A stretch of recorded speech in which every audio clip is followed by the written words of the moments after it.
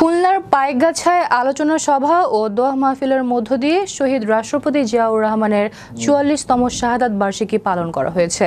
উপজেলা ও পৌর বিএনপির পৃথক পৃথক আয়োজনে শহীদ মিনার চত্বর, প্রেস ক্লাব মিলনায়তন ও দলীয় কার্যালয়ে এসব কর্মসূচি অনুষ্ঠিত হয়।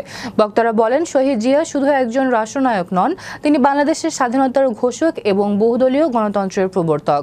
বিএনপি নেতৃবৃন্দ পৃথকভাবে দাবি জানান, ৩০ ডিসেম্বর তারিখেই জাতীয় নির্বাচন দিতে হবে এবং জনগণের ভোটাধিকার ফিরিয়ে দিতে হবে। তারা আরও বলেন, বিএনপিকে সুসংগঠিত করে গণতান্ত্রিক আন্দোলনে সর্বস্তরের জনগণকে সম্পৃক্ত করতে হবে।